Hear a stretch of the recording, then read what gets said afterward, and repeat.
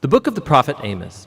Amos was a shepherd and a fig tree farmer who lived right near the border between northern Israel and southern Judah. Now, the north had seized its independence about 150 years earlier, remember 1 Kings chapter 12, and it was currently being ruled by Jeroboam II, a successful military leader.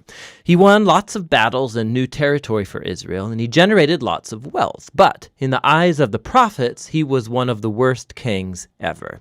His wealth had led to apathy, and he allowed idol worship for the gods of Canaan, which in turn led to injustice and the neglect of the poor. And it got to the point where Amos couldn't take it anymore.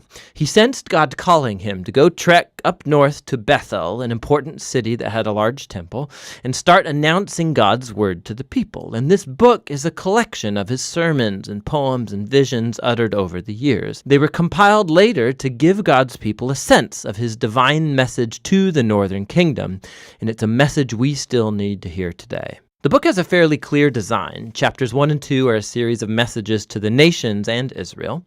Then chapters 3 to 6 are a collection of poems that express Amos's message to the people of Israel and its leaders. Chapters 7 through 9 contain a series of visions that Amos experienced that depict God's coming judgment on Israel.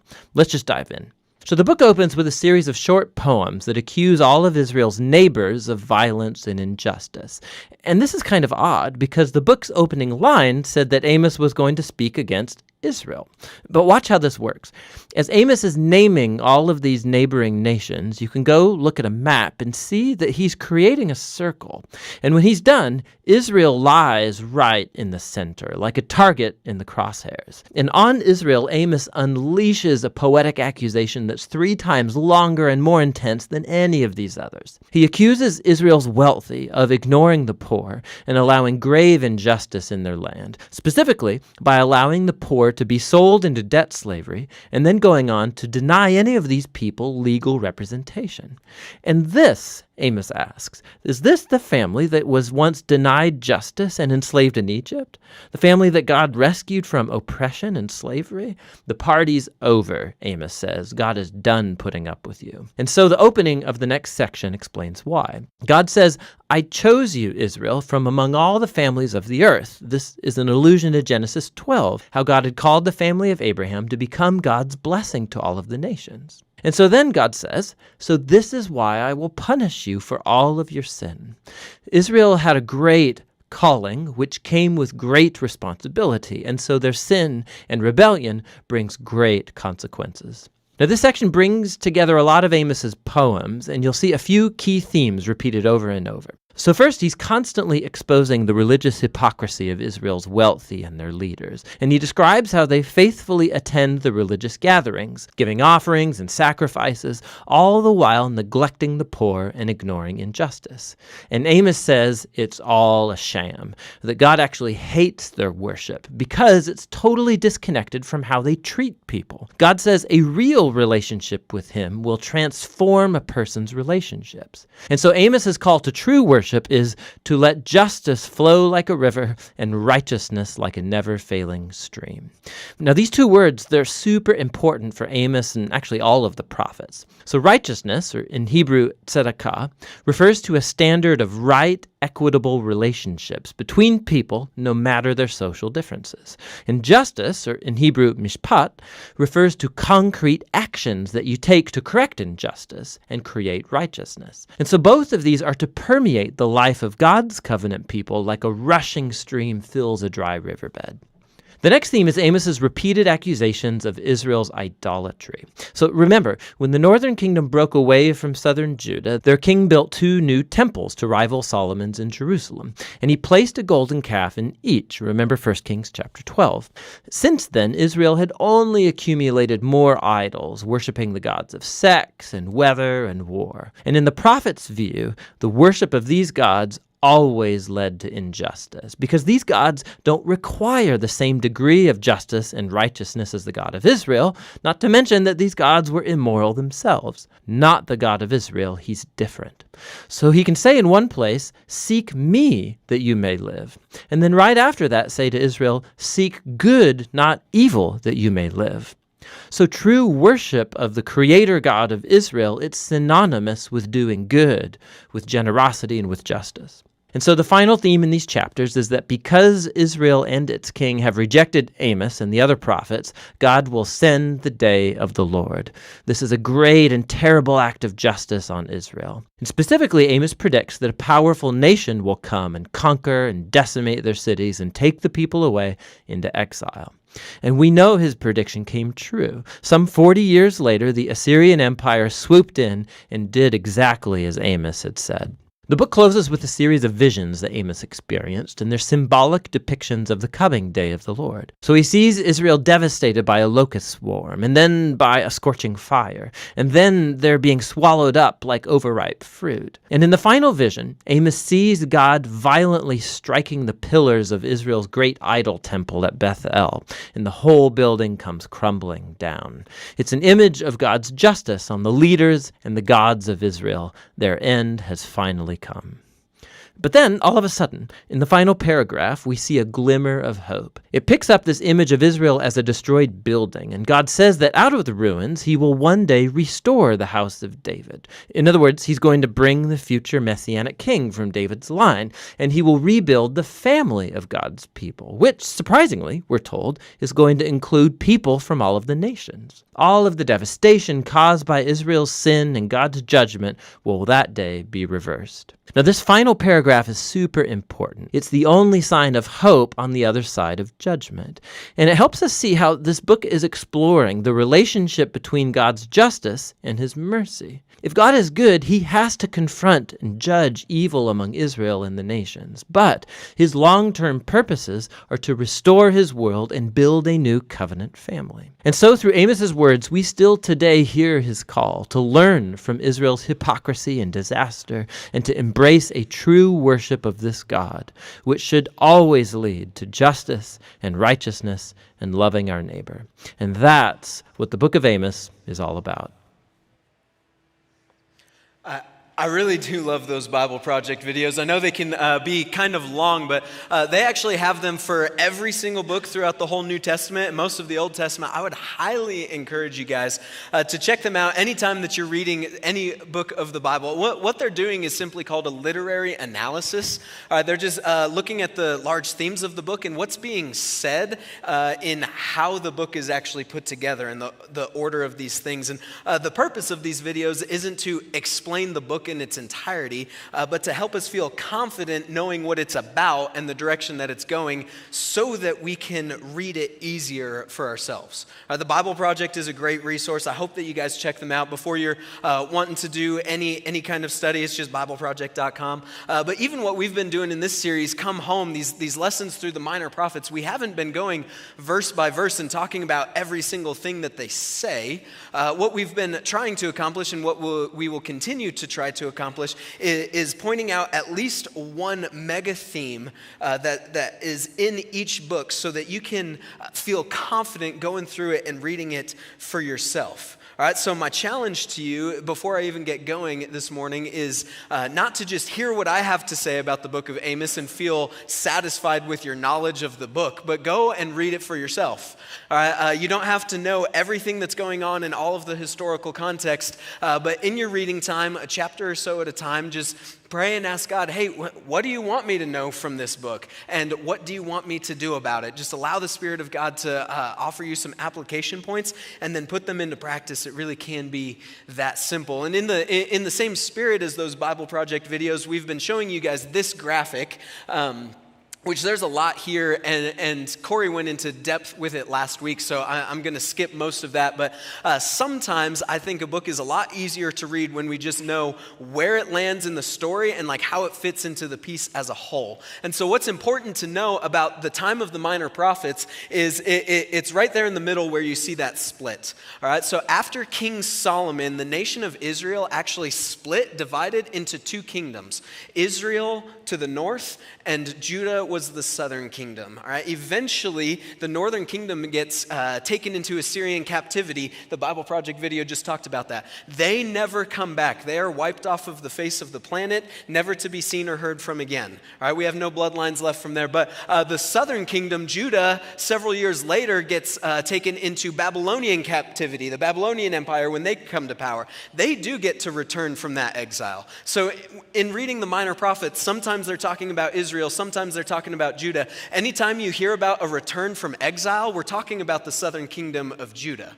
Right? And when Jesus comes on the scene, Israel at that point is the remnant of the people who survived and returned from exile from the nation of Judah, the southern nation of Judah. All right? Sometimes this stuff can just feel like a ton of information and it can be overwhelming, but this time of the minor prophets, in my opinion, gets wrongly ignored in church. Right? And I kind of understand why, like they're a little weird, often harshly worded, and difficult to follow what's going on. But knowing who Amos is writing to and why, I think helps. Israel, the northern kingdom, who Amos is writing to, is really starting to mess things up. They're starting to look like all of the nations around them. They're no longer holy, which means set apart, different. They were worshiping other gods. They were worshiping their God, the true God. They were also worshiping other God, and Amos warns them what's going to happen if they don't change. Spoiler alert, they don't change. Assyria comes, and the rest is history, right? But this morning, I want to focus in on what I believe the major theme of the book of Amos is, and that is true worship. What does it look like to truly worship? And as scathing as the words from Amos are at times towards the nation of Israel, the call is to come home to true worship. The Bible Project video calls this out, but Amos defines worship in a very interesting way. Interesting in our context anyway. He doesn't ever mention singing. Right? He mentions their attitudes and their demeanor to the poor, among other things. Reading through Amos will, if we allow it, broaden our definition of worship. All right, Amos points us to the fact that worship is a posture, not a product, not even necessarily an action, but it's a posture. And I'm going to explain this as we kind of get into it. But Amos opens up again with accusations against enemy nations. All right, the point of that is not to shout at the world for being the world, because that really does no good. And of course, they're acting like the world. The point of that was to illustrate something to Israel. Right? If you were to take all of the sins and accusations that Amos made against the other nations and like roughly categorize them, I counted out like 5 different categories of things Amos was accusing everybody of doing. And then in chapter 2, he turns around and repeats every single one of those things for the nation of Israel. All right, the primary sin of Israel was behaving exactly like the rest of the world. They had God, yes. They also had all of the other nations' gods that they worshiped as well. And what they worshiped spilled over into their actions and their attitudes. That will always happen. What we worship will affect our actions and our attitudes. And an important thing for us to learn from the nation of Israel is when we look like the rest of the world, we are not worshiping God. We are likely worshiping. We are likely not worshiping God, or at least not God alone. Israel was meant to be holy, which again just means set apart. It meant different from everyone else, so that there was a purpose, so that they could be a light to the world, set apart for a purpose. They wanted to share, or they were supposed to share their blessing with everyone, and none of that was happening. Instead, they wanted a king so they could look like everybody else. They wanted to build a temple to worship their God so they could be like everybody else. They say it was for God, but they really just wanted to look like everybody else because God didn't want a temple. God wanted to be with his people. God didn't want to be confined to a space.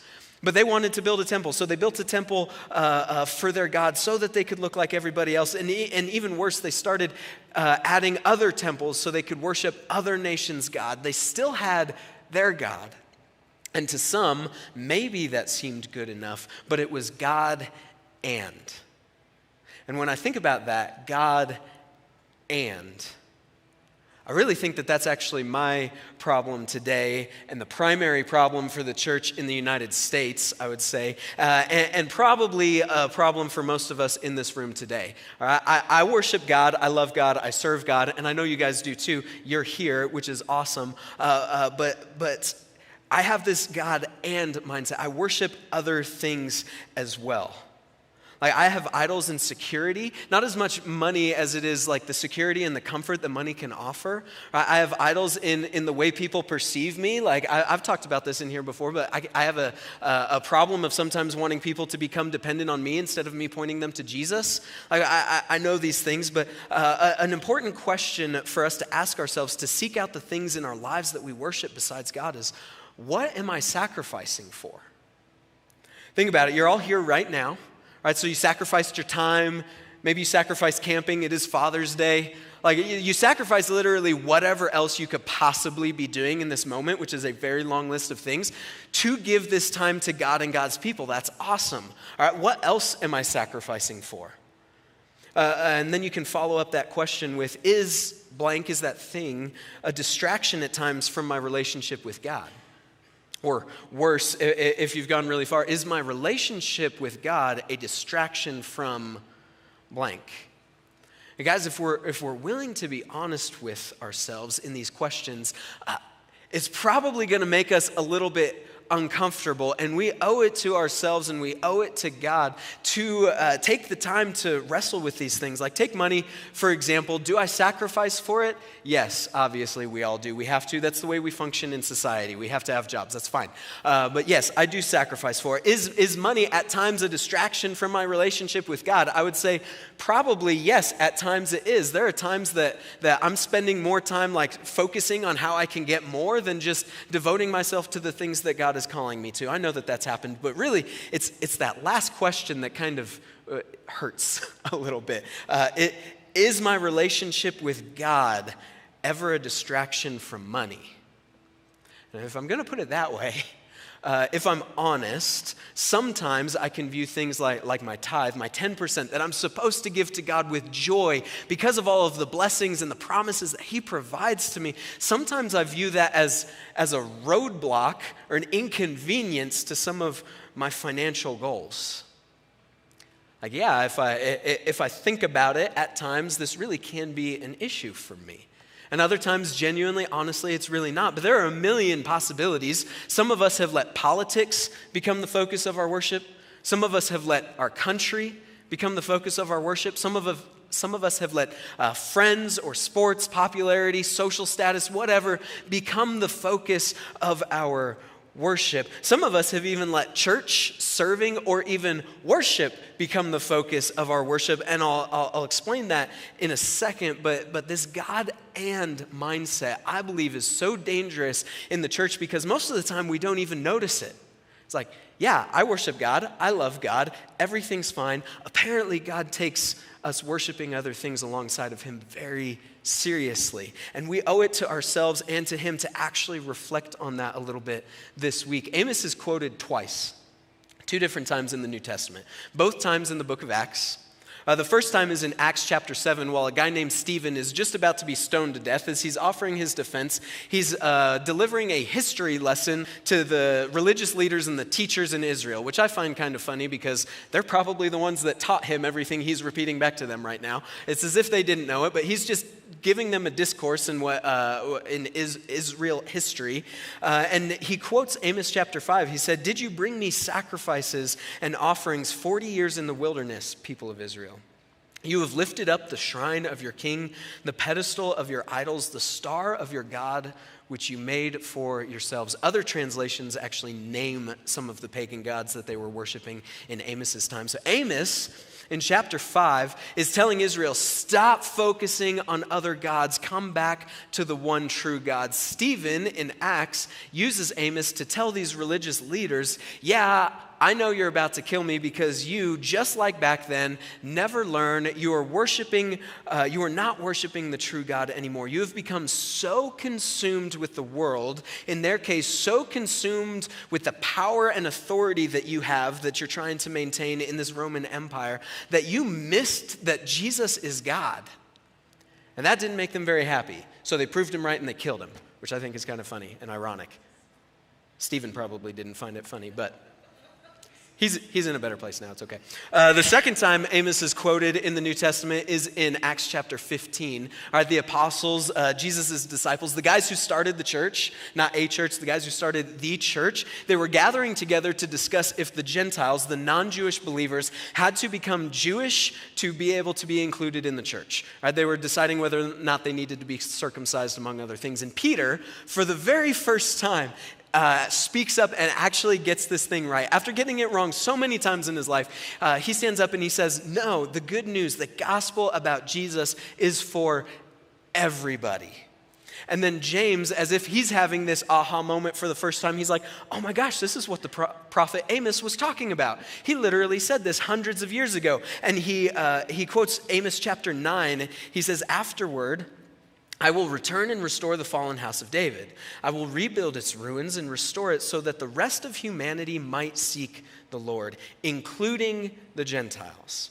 All those I have called to be mine. The Lord has spoken, he who made these things known so long ago. This really hits at the heart of what Amos is talking about, the gospel, the good news about Jesus, which Amos didn't know about Jesus yet, but he knew that Israel was supposed to be a light to the world. But this good news is supposed to be for everyone, and Israel had been hoarding this good news for themselves. And worse, Israel had been starting to neglect even their own people, their own poor, their own widows, let alone neglecting other nations and trying to bring them along to know God. They had worshiped the other nations' gods, stolen their wealth, and then just sat on it. And check out what Amos says about them in chapter 6. He says, you sing trivial songs to the sound of a harp and fancy yourselves to be great musicians like David. You drink wine by the bowlful and perfume yourselves with fragrant lotions, yet you care nothing about the ruin of your nation. Sing trivial songs, live in comfort, care nothing about the needs of people around you. Does anybody else feel convicted right now? Is that just me? It feels a lot like how I live here. But one of the ways that Amos opens up the definition of worship is by saying, taking care of the poor, healing our nation, noticing people's social justice, not the kind our world is obsessed with right now, the true biblical kind of justice. It's all worship. And this isn't unique to Amos. It's repeated in the New Testament in the book of James. James says that pure worship in the sight of God means caring for orphans and widows in their distress and refusing to let the world corrupt you in the process. Amos is all about people who have means, using those means to help people and calling it worship. Hey, hang on, isn't that serving? Or we call that serving. Yes, we call that serving. And I'm preaching right now. And we're going to take communion in a minute, and I'm going whitewater rafting with a bunch of teenagers this weekend. And if Amos were standing right here today, he would say all of it can be worship. Right? If he was here today, that's what he would say, because Amos understood something. Worship is a posture, not a product. Worship is what happens when we focus on something. We have used this definition here before. What we choose to turn our eyes to and exalt, that is worship. Not necessarily what my hands are doing. So it's a posture. So yes, that happens while we sing if our focus is on God. All right, so follow me for just a second here. Is it possible for us to sing a song about God and not be worshiping? Yes, quite obviously. My mind goes a lot of places sometimes while we're sitting in here singing. All right? I would say that is possible. Is it possible, for more Amos's definition, is it possible for me to be serving at a soup kitchen or anywhere and not be worshiping? Yes, I might be focused on how good this is making me look right now or how good this is making me feel, which I guess would actually still be worshiping. I'd just be worshiping myself instead of God, but I digress. All right, when our focus is on God, worship is what happens. The action, the product don't actually matter all that much. The mindset does. So even though Amos and James tell us to worship by serving, serving won't necessarily lead to worship. We can't just help people for the sake of helping people. Right? I know a lot of non-Christian people who are good people, right? We help people out of an overflow of our love for God. Right? We don't just feed the hungry, we give them the bread of life by introducing them to Jesus. Our worship to God, our love to God is sometimes expressed by our relationships with other people. But it doesn't end there. It doesn't have to end there. Work can be worship. You know, the very first thing that God does in the Bible is get to work. That's the very first thing we see him do. And then the very first thing he tells Adam to do is get to work. This was before sin, by the way, right? Work was always a part of God's plan. Even when creation was perfect, we were going to work. That's us acting out the image of God inside of us. We're behaving like God when we get to work. Like, work can be worship. Like, I love woodworking. That creative process for me can be an act of worship. It's all about my posture in that moment, isn't it? Like, I can be consumed with thoughts of praise about God and like how awesome it is that he's given us the ability in life to just like create beautiful things and like enjoy life, not just have a dry and boring, like that's cool. I can be thinking about that, or I can be thinking about how awesome I am at all of these skills that I have, or I can be getting super angry at this not going well, which is usually what happens. But all of this can be worship. It's my posture that matters, my focus. The product is not what's important. When our focus is on God, worship is what happens. Don't worry too much about what your hands are doing. And why am I spending so much time here? Why do I think it's so important for us to expand our definition of worship? It's not because I hate songs and singing, okay? I think songs and singing actually hold a special place as an expression of worship. It's a very important thing. I'm not trying to downplay that. I'm trying to elevate the importance of everything else, okay? So please don't hear me wrong. Song singing, very important, very special way that we get to worship. But I think it's so important for us because when we reduce worship down to songs and singing, we miss out on so much of what God has to offer us through worship. And I believe that we invite the danger of idolatry into our lives. And let me explain how, by explaining how I've slipped into this time and time again. When the product becomes more important than the posture, that's idolatry. Okay? This is not the only version of idolatry. This is a definition of idolatry. But when the product becomes more important than the posture, that's idolatry, a form of idolatry. There are worship songs that exist. Sometimes we sing here, most of the time, like I experience other places. There are worship songs that exist that have been written that I don't like very much. And that's fine. Like, it really is fine. It's not inherently a bad thing. I believe that that's inherently a good thing, that we're all a little bit different and we'll express ourselves differently. It's a good thing that the same things that are going to speak to me are not the same things that are going to speak to Anita. That's a good thing. All right, but there are times when sometimes something can be coming on and, like, I can just get a little grumpy. I hate this. And I have my reasons, and some of them might even be legitimate reasons. But when I say that I can't worship God right now because I don't like this song or this thing that we're doing right now, I'm not worshiping God. I'm worshiping songs, or at least my preference of songs.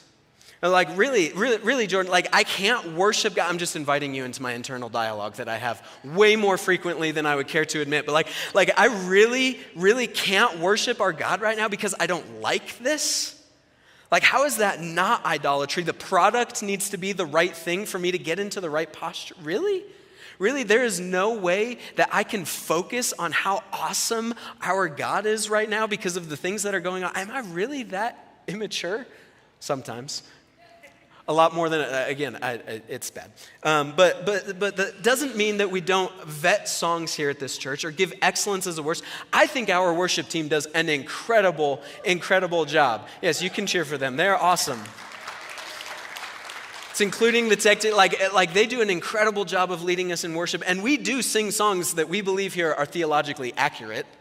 And there's debate about those things within Christian circles. And that's great. Like, I'm here for all of those conversations. But like, my preference can't dictate my posture.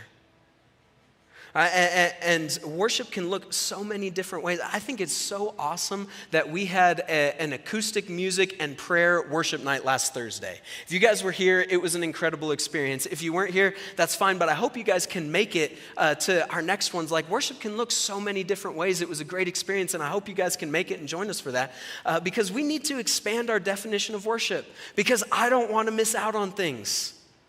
I don't sing much here. You're welcome for that, by the way. But God hasn't gifted me that way. I'm not really talented in that way. And I know what a whole bunch of you are about to shout at me from the room right now. You don't have to be a good singer for it to be worship to God or pleasing to God. And you are absolutely right. You are absolutely right. However, God made me. God made me. And he did not exactly wire me to care or connect in that way all that much. And I don't think that's a bad thing inherently. So instead of forcing myself into such a small box, why can't I worship in a way that I connect to? Again, please hear me. My preference does not get to dictate my posture. I still worship during singing and music here because our God is worthy of that. And our team does an incredible job. And I love music. Our God is worthy of that. But also, if I find myself distracted, or if I find myself at a CIY and distracted from what's going on, or not liking a song, or if I find myself in this room distracted, why can't I just walk back to any of these expression stations that we have around the room? Every single week these things are up. Why can't I just go back and grab a piece of paper and write down a poem? Which is, I don't write poetry. That's actually a terrible example. I shouldn't have used that. But you guys can, right? You can write a poem. We have so many talented writers in here, God-gifted talented writers in here, singers in here, speakers in here, dancers in here, hikers in here. That's another bad example. I need to slow down. Please don't leave this room while we're in corporate worship to go on a hike. That's not what I want to happen. But I hope you guys see my point. All right, so I'm going to try to not belabor it anymore, but we put these things in here so that you can connect with God, so that you can worship. Use them. Right, if you disagree with something that comes on, or you just find yourself distracted in the midst of whatever is happening, we can put our focus on God through another avenue so that we can worship together. Because worshiping together corporately in this room is so important for us. It's a thing that we can't miss out on. It nourishes our souls. And it teaches us things about God. Corporate, it is so important, but also if singing in a group like this is the only way that we get to worship, then at best, what are we worshiping, one time a week? Maybe more if you sing songs in the car? And that's actually, most of us aren't here every week. The average American goes to church, average American churchgoer only goes to church once every 3 weeks. So really, do we really worship that infrequently? I hope not. The corporate times of worship are actually meant to be an overflow of worship that happens all week long. We should come here ready to worship together, not use here to facilitate us being able to worship. But I need to move on. I think you get me, and if you don't, I would love to have more of this conversation with you, but I want to get onto the thing that I'm actually really excited to talk about, which is in relation to connecting with God. Amos has an interesting way of using places, different terms for places actually, as a way to represent people's closeness to or distance from God. Like house, tent, city. God executes judgment from important places like Zion and Jerusalem. I remember we read this earlier. Amos says that God is going to rebuild his house. He doesn't say family, he says house. House implies family out of people from all nations. I don't have time to point it all out this morning, but when you read Amos this week, pay attention to the use of places and their relational connotations. I find it interesting because largely in our culture, we have lost a lot of the significance of place. Or holy place. God, all through the Bible, sets aside places as holy. Remember Moses at the burning bush, God tells him, hey, take off your sandals. The place you are standing on is holy ground. And I know we can quote Jesus in John chapter 4 when he's talking with the woman at the well, when he says, woman, believe me, an hour is coming when neither in this mountain nor in Jerusalem will you worship the Father, but an hour is coming, and now is, when the true worshipers will worship the Father in spirit and in truth. Like we get to worship anywhere. That's true. But does that mean that place now holds no significance in our lives? As we do ourselves such a disservice when we don't find places that hold holy, set-apart significance in our lives. And I seriously get so excited talking about this. Like, this is where I just feel like God has made me and where my heart comes alive. Like, Camp Como is one of those places for me. I have never, not one single time, ever stepped foot onto that property and not had God meet me there. Not had an experience with Jesus. That is such an incredible and important place for me. That's the place that I decided to take the call into ministry. That's the place that I realized for the very first time that some people look to me as a leader. That's the place where I've baptized so many of my kids. That's the place where I've had countless conversations that have been edifying to me and learning from me. That's the place where I've sat and done literally nothing but stare out at the view in awe and wonder. Some places are holy, set apart, different, because God has met us there. As if you do not have a place like this, you have got to find one. You don't have to go out far, but there's a reason that I've been taking kids up into the mountains every winter for a retreat. And there's a reason that I plan very few activities for them while we're on that trip, because I expect that God is going to meet some of those kids up there.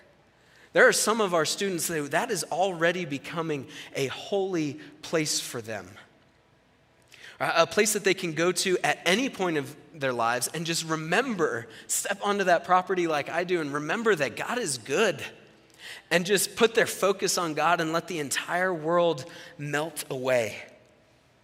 If you don't have a place like that, I've got to encourage you to find one. It doesn't have to be far. God can meet us anywhere, and we actually have the authority to deem a place holy. You can pick a chair in your house if you want to and be like, this is my God chair. This is where I'm going to be. I recommend going out into the woods because that's just who I am. You do whatever works for you, but let me tell you why we have the authority to deem things holy. Another place for me is called Discovery Ministries. It's in Eminence, Missouri, right smack in the middle of the Mark Twain National Forest, one of the most beautiful places on planet Earth. I just forgive the fact that it's in Missouri. It's unfortunate. But it's fine. They can have it. That place, along with Camp Como, is where I learned how to set aside ordinary or even incredible moments for worship. I remember one time I had the privilege of setting up a camp for middle schoolers. We went rock climbing, rappelling, cliff jumping, and cave exploring. It was so much fun. And I remember the conversations that we got to have. Like how the safest way to get down off of a wall when you're climbing is to actually just let go of it and put all of your trust in the rope and have a whole bunch of fun on your way down. Right? And I remember how hard that was for some of our middle schoolers that we took up, while they're way up, much higher than the ceiling is. And I remember getting to have that conversation when we're done about what it looks like, what it feels like to put all of our faith and trust in God. It was a rock. It was a rock. But we were worshiping. And in that cave, most people don't know this, southeast Missouri is actually the highest concentration in the world of caves. They're all over the place in the Mark Twain National Forest. Most of them have actually not even been mapped yet. All right, so this cave that we were in, you have to understand, not commercialized in any ways on private property. We needed special permission to get there. Not very many people have been inside this thing, but we get to go deep inside there. It's one of those cool places where there's like underwater tunnels that you have to swim through to get to other spots. I opted out of that. That's terrifying. That's not a thing for me. But it is such a cool experience. We got to experience like absolute darkness. If you've never experienced that, it's a different thing. But then we get to talk about how Jesus is the light of the world. And then this led us down this wild rabbit trail of conversation later that night of like, maybe thousands of people in all of human history have seen this place. So why on earth go through all the trouble to make it so dang beautiful? Like, why did he make it? If nobody was ever going to get to experience and enjoy it, why would he do it? Because that's just who our God is. He can't help it. He makes beautiful things. He's a creative God. He just can't help himself. He does it because he loves it. That's the God that we worship. He makes awesome things. And then we get to talk about how like you and I are made in the image of God. And we get to learn things about our God when we study the things that he made. That cave teaches me things about the God that I know and that I love. And I get to learn things about his character because I know you and you and you. All right, there's a reason that I'm about to leave next weekend and go with a bunch of high schoolers climbing, camping, and whitewater rafting. And it's not because whitewater rafting is like one of the most fun things you can possibly do. Right? It is one of the most fun things that you can possibly do. But if that's the reason I was going, I wouldn't go with all of your guys' kids.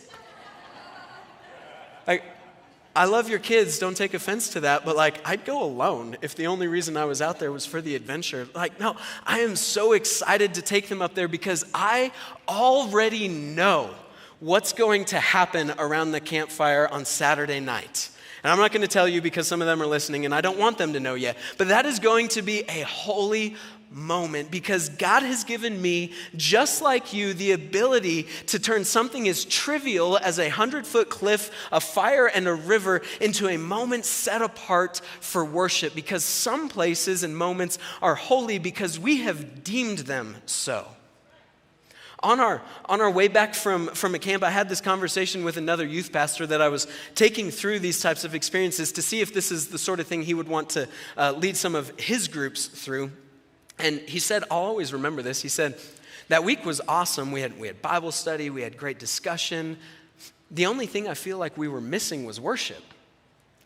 And I challenged him on that a little bit. I was like, man, if you don't think we've been worshiping for the entirety of the past 4 days, you need to broaden your definition of worship. I have to find another time to talk about this. I get so excited about the role that places and moments can play in our spiritual development. They can challenge us. They can rest us. They can give us monuments to look back to on the rest of our lives. They can connect us. I will come back to this someday, but here's what I'm driving at for us this morning. In the Old Testament, God set aside artifacts and places as holy, set them apart for the purpose of worship. Now, after Christ, God has set aside people. And that's why we actually have the authority to do the same thing. In Romans chapter 12 says, therefore, I urge you, brothers and sisters, in view of God's mercy, to offer your bodies as a living sacrifice, holy and pleasing to God. This is your true and proper worship. In Amos chapter 7, you get this discourse between Amos and a guy named Amaziah. And Amaziah is just trying to get Amos in trouble for saying terrible things about King Jeroboam. And I love Amos's defense of himself in verse 14. He says, Amos replied, I'm not a professional prophet. I was never trained to be one. I'm just a shepherd, and I take care of fig trees. And the Lord has called me away from my flock and told me, go and prophesy to my people in Israel. As Amos realized this truth, that God set him apart for a purpose, and his act of worship is to offer his life, his whole self, as a living sacrifice set apart and pleasing to God. If we allow Amos to broaden our definition of worship, we will begin to see opportunities everywhere for us to offer our lives, to put our focus on God and God alone, and to simply live a lifestyle of worship. So we're going to get into a discussion now, but I want to do two things in this. I want to talk, but I also want to take communion as small huddles around the room. This is going to be an act of worship as well. So we're going to get into groups, and around your tables, talk about one of these questions. We don't have time to do all of them, all right? Just pick one. I want you to write them all down because I think it's worthy to reflect on all of this stuff throughout the week. But talk about one of these questions, one that sticks out to you. Pick one, talk about it around your table, and then as a table, as a small group clumped up wherever you are in the room, I want us to take communion together. All right, if you have accepted Jesus, we'll take communion together. If you haven't accepted Jesus, there's no shame in just skipping out on this and waiting just a couple of minutes. Nobody's going to be worried about that. But if you have accepted Jesus, we'll take communion together as groups. And then we're going to continue our time of worship through singing after that. So we're going to have 7 minutes, discuss one of these questions, take communion together as a group, and then we're going to continue worshiping God through song after that.